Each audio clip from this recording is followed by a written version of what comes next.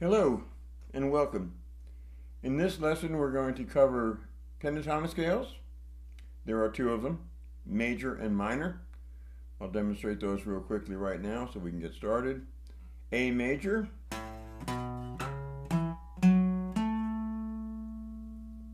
and A minor.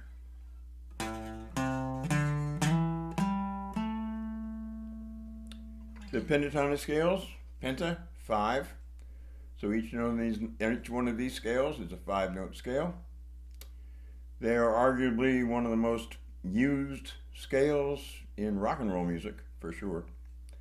I dare say there are a lot of players out there that learn the pentatonic scale and don't go much farther, and they do great. It's fun to listen to. It's a wonderful way to make music, these scales. There are many, if you look up pentatonic boxes on the web, you will find many. They correspond to the caged theory, C-A-G-E-D. I'm not going to cover those in this lesson, although I encourage you to look at them. They are absolutely valid. In this lesson, I want to pass on something I learned from a fellow named Matt Smith, who was one of my favorite teachers. And in a class I was with him years and years ago, he taught us this way of using the pentatonic scale to go up the neck rather than across in a box. And those are the two that I'm going to discuss today, the major and the minor going up the neck like that. So I hope you found this useful. It's based on my website, Pentatonic Scales. What is it called? I just called Pentatonic Scales by me, robhig.net. End of shameless plug. Let's get started with the major pentatonic scale.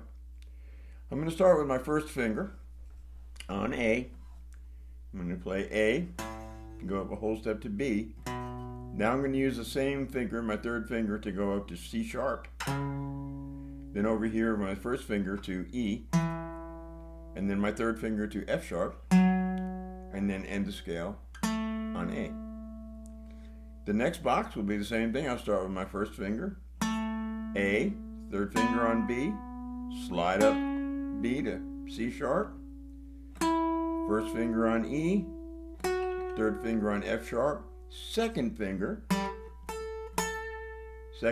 on A. Why? Because we crossed the B string, and the B string is tuned differently than the other strings.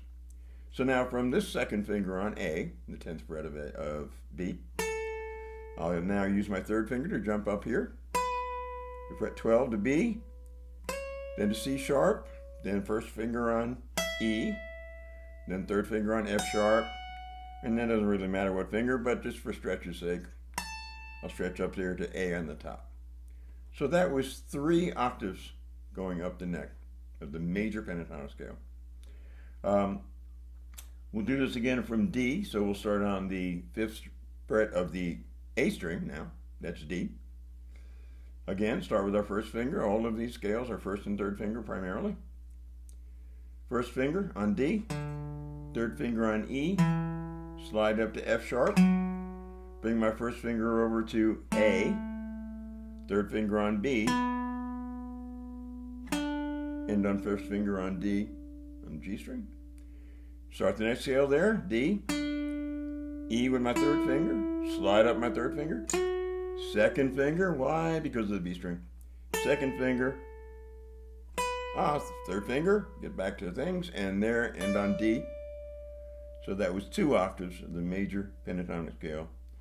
Using the first and third fingers, the only time I used the second finger was on the B string, and we've already discussed why that is. So, now let's move on to the minor pentatonic scale and see how that one works. Again, I'm going to use my first and third fingers, but this time I'm going to start with my third finger instead of my first. So on the root, A, here's A, and now first finger. For C, natural, that's the flatted third, by the way. Third finger on D, slide the third finger up to E, G, which is the flatted 7, by the way, end on A. So that was my 1 octave minor pentatonic. Third finger, first finger, on C on the G string, up to D, slide up to E, second finger on the B string, surprise, third finger. Now I'm really going to run out of frets here, so I'm just going to go third finger, first finger, third finger. I'll stretch a little bit, fourth finger, slide my fourth finger up to G, the flat 7, and then A. So that was 3 octaves of the minor pentatonic scale in the key of A. Now we'll do 2 octaves starting on D. So D with my third finger, come across here to F with my first finger, then G with my third finger, slide up my third finger, come over to C, and then D again. So that was my first scale. And now I'll go third finger, second finger on the B string, third finger, slide up, bring my first finger over here to the C, and then end on D. So that was 2 octaves of the minor pentatonic scale.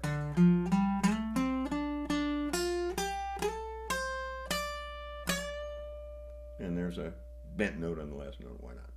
Have a little fun. So, those are the fingerings that are in this lesson. Let's talk about them a little bit. Major. So I had, in the major scale, I had my root, second note of the scale, third note, major third, fifth note, otherwise known as perfect fifth, sixth note, back to root. And by the way, if that sounds familiar,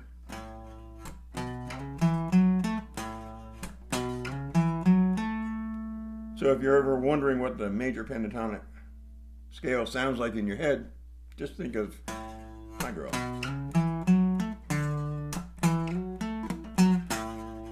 So, that's my rebuttal to people that say scales aren't music. Okay, now the minor scale. Got off track there for a second. In the minor scale, we got the root. We got the flatted third, as I mentioned before. That's our minor third. That's what makes it a minor scale. Our fourth. Our fifth, which is the note in common between 2 scales besides the root. The flat 7, back to the root. So those are your degrees. Again, in common between both scales are the 1st and 5th degrees, and then the other ones gets mixed up. So when you're playing in major and you want to sound sweet, which is what the major scale does, your root would always be on the first finger. Now that's not necessarily where you're going to start a riff or something like that, or a melody, or a motif, however you want to classify it. But that is common in this way of doing the scale. Again, there are many ways. This isn't the only way by any stretch of the imagination. But it's a nice way to be able to go up and down the neck as opposed to going across. So, getting back to that, first finger always there on the root. Unless you go to the B string, then it might be the second finger.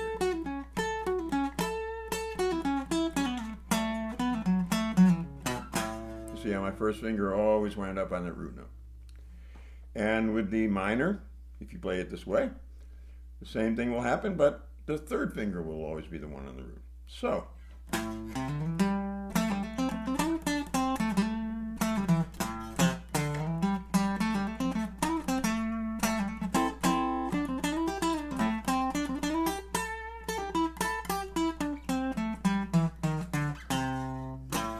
oh, I threw a note in there that wasn't in the scale. What was that?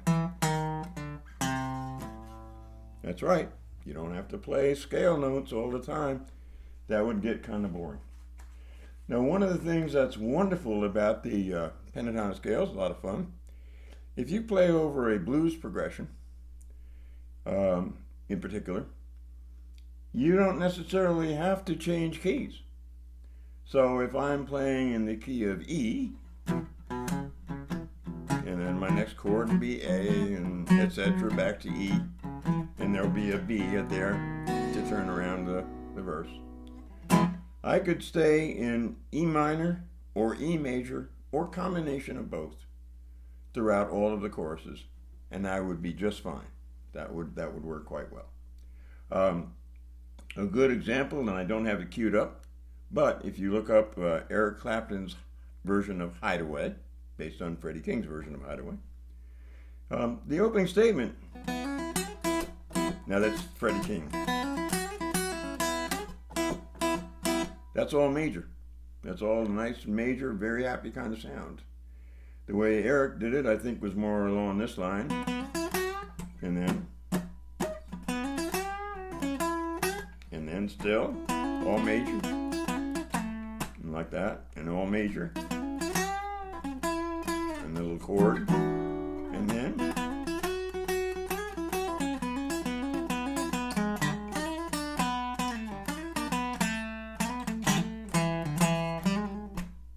so at the end of that, which I totally blew, I apologize for that. Anyway, at the end of that, after playing major the whole time, just in the last two chords, he went to minor. And then in the next verse, he stays in minor, comes back to major for a little bit, and goes back to minor. So that's a good example of listening to playing major and minor over the same chords. A trick I learned from Matt Schofield, what he does a lot, is he will play either major or minor pentatonic over the one chord. When he goes to the four chord, he will typically play in that key major pentatonic. So in other words, let's say we were playing a shuffle in A, over the one chord, he would play either A major or minor, or combine them both like I just did. But when it came to the four chord,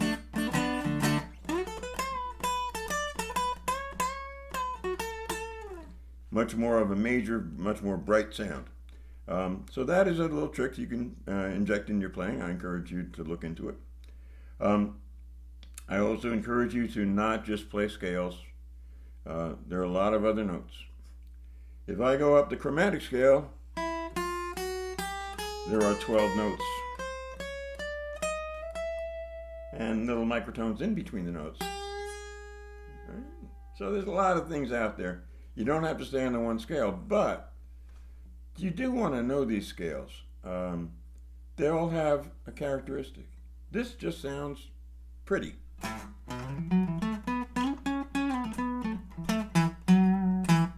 And joyous and uplifting, as opposed to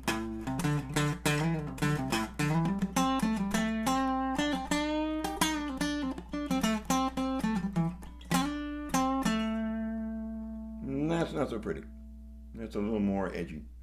And that was the minor pentatonic scale. And I did try to stay in those scales in each of those examples. I think I did that right. But there's a lot of other notes you can put in there. And I encourage you to do that. I encourage you to explore all the notes and how they sound. But that's, of course, outside of the scope of this lesson. Anyway, so to get back to it, just to review, A major,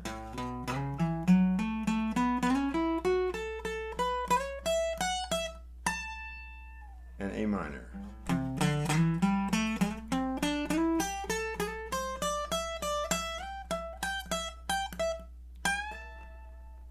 So, that's the end of the lesson. I hope you enjoyed it. If you have any questions, please post them online. I will get back to you, or send me an email. I think my address is around there somewhere, or visit my website or whatever.